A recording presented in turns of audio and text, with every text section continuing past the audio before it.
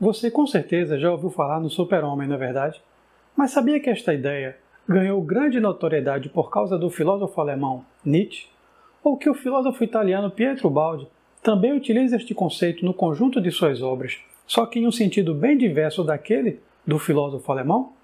Quer saber de qual super-homem vamos tratar aqui no vídeo de hoje? Então, vem com a gente!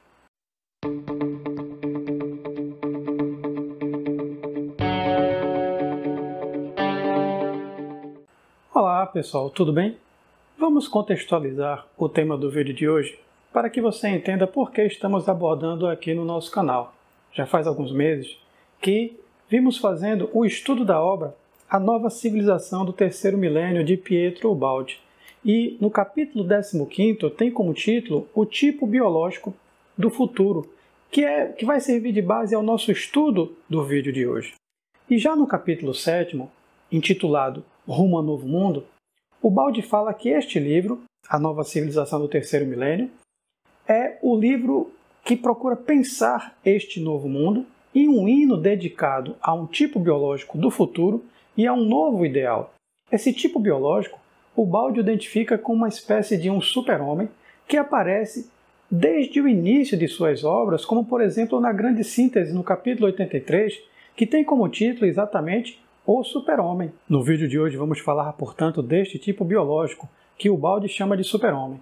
Mas por que colocamos Nietzsche e o sábio hindu Yogananda na capa do nosso vídeo? Nietzsche é talvez um dos filósofos mais citados ao longo da obra de Baldi, e nós encontramos várias passagens que fazem referência ao super-homem nietzschiano, só que para mostrar que a concepção dele, de Baldi, está nos antípodas da visão do filósofo alemão.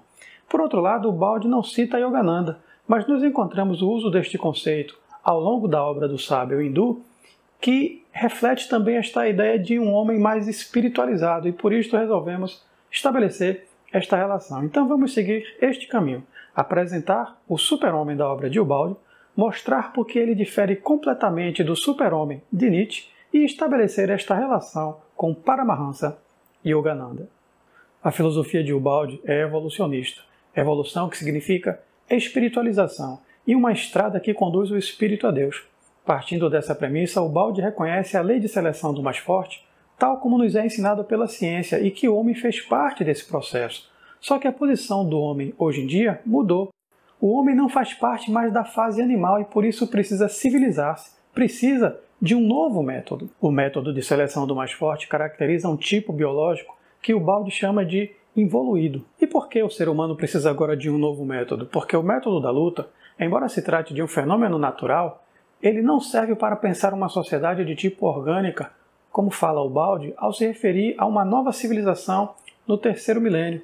O método da luta para a seleção do mais forte é antissocial, anti-orgânico e representa um regime de desordem, ao passo que uma sociedade orgânica, como fala o Baldi, precisa de ordem. A lei da luta para a seleção do mais forte serviu até agora para o animal e para o homem animal, mas não servirá para o novo tipo biológico em preparo. No novo plano em que estamos vivendo a lei da luta, ao invés de beneficiar, prejudica, visto que não representa progresso, mas regressão, e hoje não significa ascensão, mas queda.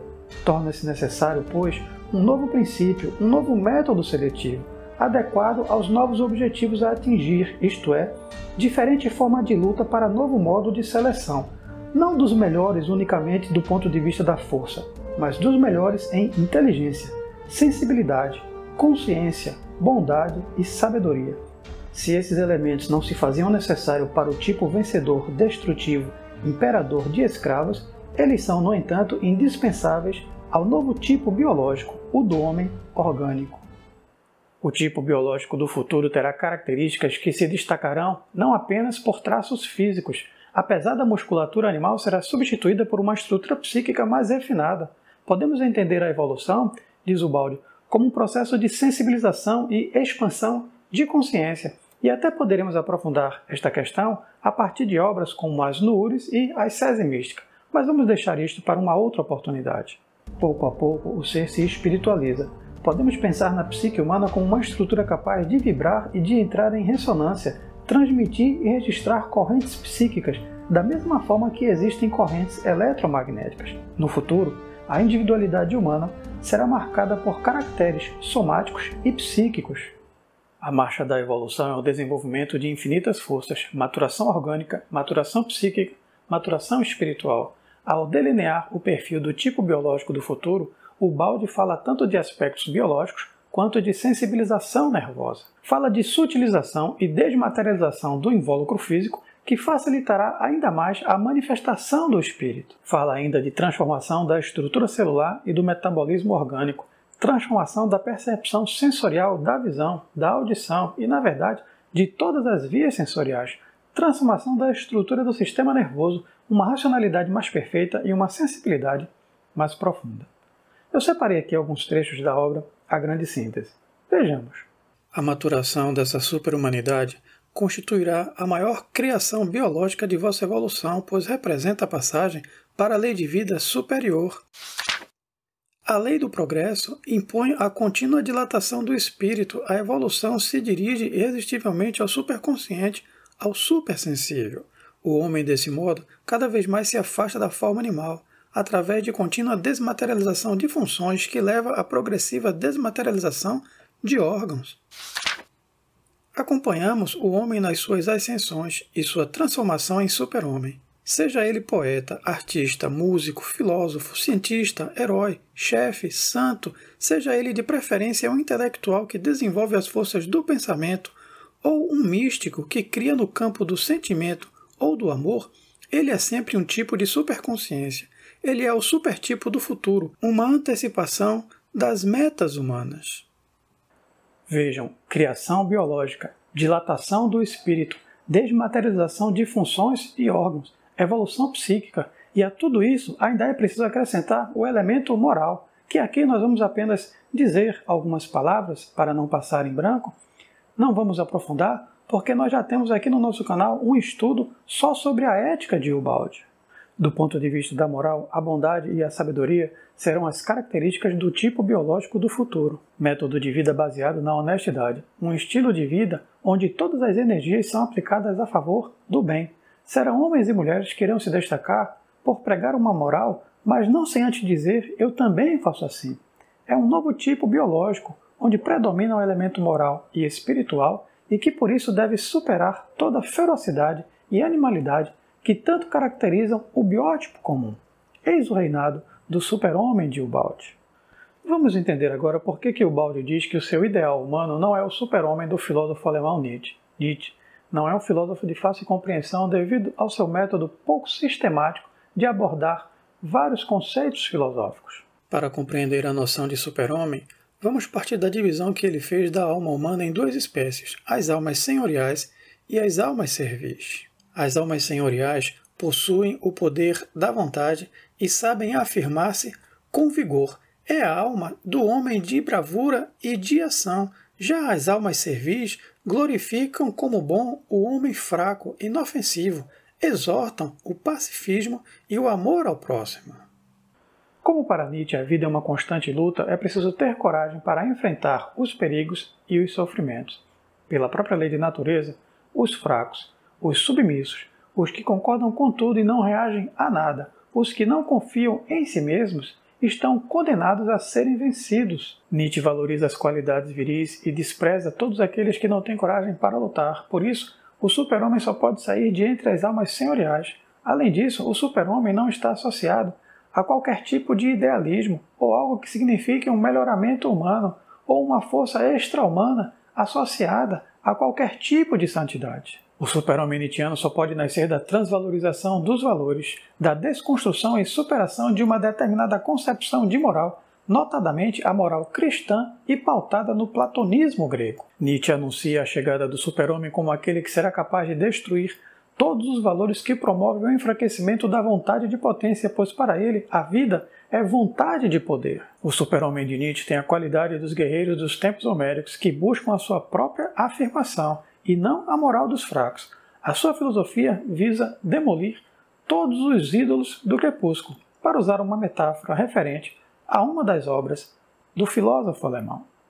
Pelo que dissemos até aqui, não é difícil entender a crítica de Ubaldi a esse modelo de super-homem nietzschiano. E vejam o que diz Ubaldi aqui no capítulo 7, que eu até já mencionei, intitulado rumo a novo mundo.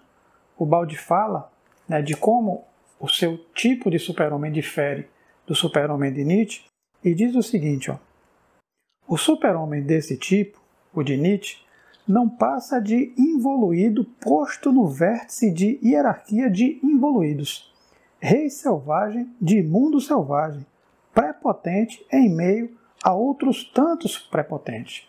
O super-homem de Nietzsche é o protótipo do herói da força, e o super-homem de Ubaldi é a superação desse herói e, portanto, do super-homem nietzschiano.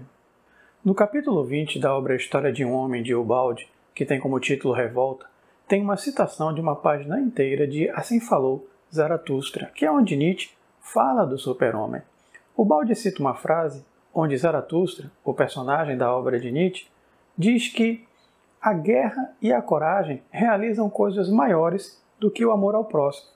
Para um filósofo como Ubaldi, místico e cristão, que toma o Cristo como exemplo máximo de virtude, esta ideia só pode causar repulsa. O super-homem de Ubaldi é o super-homem da inteligência do gênio e da hipersensibilidade do artista, e talvez nesse aspecto, e somente nesse aspecto, tem semelhanças com o super-homem de Nietzsche. Mas o super-homem de Ubaldi é sobretudo o da bondade do santo, que se mostrará valoroso na prática do bem, na capacidade de amar, ao invés de mostrar-se endurecido na luta ou na agressão. Ubaldi não nega a existência da luta, como vimos, mas afirma que ela não se travará mais no domínio da seleção animal do mais forte, e sim em favor do mais justo. A força bruta realizou a seleção no reino animal, e este é um modo de progredir, um aspecto da grande lei de ascensão. A força bruta cumpriu uma função na história do homem, de levá-lo a afirmar-se como o primeiro campeão no reino animal, mas agora o involuído já esgotou a sua missão, e é a vez do evoluído. O homem de hoje oscila entre estes dois mundos, de um lado o reino da força e do mundo animal, do outro lado o reino da justiça e do super-homem. A busca para realizar esta passagem e até acelerar de um mundo para outro é o objetivo deste capítulo de Ubaldi, sobre o tipo biológico do futuro. Evolução implica em superação biológica, na transformação do homem em super-homem, e esta será, segundo Ubaldi, o maior acontecimento da época moderna. E vamos finalizar o vídeo de hoje com a visão do super-homem do sábio hindu Paramahansa Yogananda. Para falar sobre Yogananda, nós vamos levar em consideração principalmente a obra A Segunda Vinda de Cristo. Mas Yogananda também usa este conceito do super-homem na autobiografia de um yogi, que se tornou um best-seller mundial. Para Yogananda, toda alma, mesmo que limitada pelo corpo, pode transcender o nível de consciência humana comum e alcançar estados mais elevados de superconsciência, que ele chama de consciência crística, que é uma expressão muito utilizada por Yogananda para designar exatamente o nível de consciência do super-homem. Yogananda, ele vem para o Ocidente e toma esta tarefa de promover esta integração entre o Oriente e o Ocidente, ou seja, entre os ensinamentos de Krishna e os ensinamentos de Jesus. E ele parte do princípio de que estas duas visões de mundo, aparentemente distintas, apontam para o mesmo caminho de realização espiritual. Tanto a mensagem do Cristo, quanto os ensinamentos da união divina que nós encontramos de Krishna no Bhagavad Gita, por exemplo, constituem aquilo que Yogananda chama de o sumum bonum do caminho de realização divina. Como sábio hindu, Yogananda fala da meditação, de como através da meditação se pode alcançar estados mais profundos de consciência. Nós encontramos em Yogananda a mesma ideia de Ubaldi, de que através da evolução o espírito manifesta mais plenamente suas faculdades. O animal tem a consciência perceptiva, o ser humano tem a autoconsciência. E vejam o que ele diz aqui acerca exatamente do super-homem. O super-homem expande sua consciência e energia vital desde o corpo até o espaço inteiro, sentindo realmente, como seu próprio eu, a presença de todos os universos no imenso cosmos, assim como em cada diminuto átomo da Terra. No super-homem, a perdida onipresença do espírito, presa na alma como espírito individualizado, é readquirida. O super-homem passa por diferentes etapas, desde a consciência corporal até atingir uma superconsciência ou a consciência crística. E Yogananda cita o caso do seu mestre, Sri Yukteswar, na sua autobiografia de um yogi, mas cita também o caso de Jesus na segunda vinda de Cristo, que nasceu em um corpo humano limitado pelas sensações corpóreas, mas cuja mente se expandiu até o nível da consciência crística. O homem Jesus tornou-se Jesus o Cristo, permeando com sua consciência todas as coisas. Nesse estágio, ocorreu um processo de imersão de sua inteligência crística na vibração com a consciência cósmica, ampliando em si a dimensão do espaço e do tempo, abarcando universos planetários, estrelas e até a Via Láctea, diz Yogananda. É ou não é um super-homem? Este processo de expansão de consciência nós também encontramos na obra de Ubaldi. Lembra que eu falei que a obra de Ubaldi é evolucionista? A evolução pode ser entendida como este processo de expansão de consciência de níveis cada vez mais baixos para um nível de superconsciência. Por introspecção, nós mergulhamos na profundidade do nosso eu interior, dilatamos a nossa consciência e avançamos para Deus, sentimos-nos na presença do amor divino e com ele nos unificamos. E este é o super-homem de Ubaldi, para quem o amor a Deus e o amor ao próximo nos ajudará a sentir os mais divinos superpoderes.